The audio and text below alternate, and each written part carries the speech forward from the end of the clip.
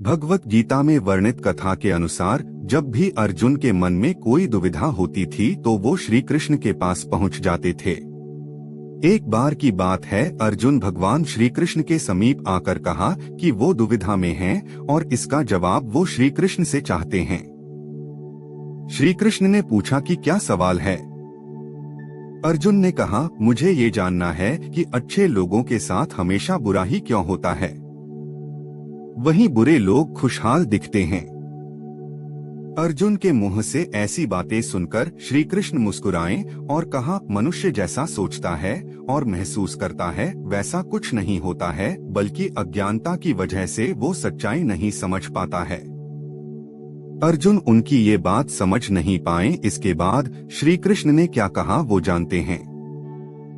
एक नगर में दो पुरुष रहा करते थे। एक पुरुष व्यापारी था जिसके जीवन में धर्म की बहुत महत्ता थी। वो पूजा पाठ में यकीन रखता था।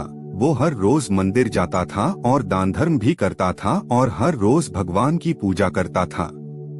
वहीं दूसरा पुरुष बिल्कुल विपरीत था। वो हर रोज मंदिर तो जाता था लेकिन पूजा करने नहीं, बल्कि मंदिर के बाहर से जूते चप्पल चुराने। उसे दान और धर्म से कोई लेना देना नहीं था। समय बीतता गया और एक दिन बहुत जोर की बारिश हो रही थी। इस वजह से मंदिर में पुजारी के अलावा कोई नहीं था। ये बात जब दूसरे पुरुष को पता चली तो उसने कहा कि ये सही मौका है मंदिर का धन चुराने का। पंडित से नजर बचाकर उसने मंदिर का सारा धन चुरा लिया। उसी समय धर्म कर्म में विश्वास रखने वाला व्यक्ति भी मंदिर पहुंचा। दुर्भाग्य से मंदिर के पुजारी ने उसे ही चोर समझ लिया और चिल्लाने लगे। वहां लोग एकत्र हो गए और उसे बहुत मारा। किसी तरह वो बचते बचाते वहां से निकला तो दुर्भाग्य ने उसका साथ वहां भी नहीं छोड़ा। मंदिर के बाहर वो एक गाड़ी से टकरा गया और घायल हो गया। फिर वो व्यापारी लंगड़ाते हुए घर जाने लगा तो रास्ते में उसकी मुलाकात उस पुरुष से हुई जिसने मंदिर से धन चुराया था। उसने कहा, आज तो मेरी किस्मत चमक गई, एक साथ इतना सारा धन मिल गया।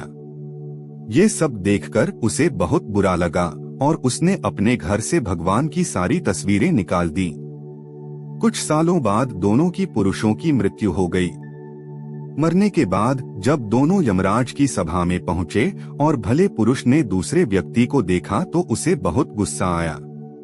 उसने क्रोधित होकर यमराज से पूछ ही लिया, मैं तो हमेशा अच्छे कर्म करता था, दान में विश्वास रखता था। उसके बदले जीवन भर मुझे अपमान और दर्द ही मिला और इस व्यक्ति को नोटों से भरी पोटली। आखिर ऐसा भेदभाव क्यों? इस पर यमराज ने कहा, पुत्र तुम गलत समझ रहे हो।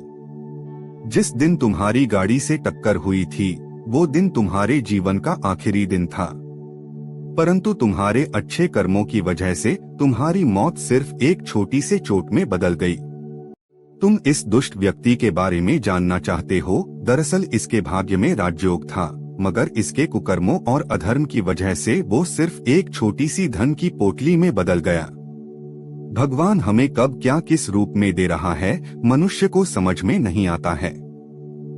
मगर आप अच्छे कर्म करते रहें तो भगवान की कृपा हमेशा बनी रहती है। इसलिए अपने अच्छे कर्मों को बदलना नहीं चाहिए, क्योंकि उसका फल हमें इसी जीवन में मिलता है।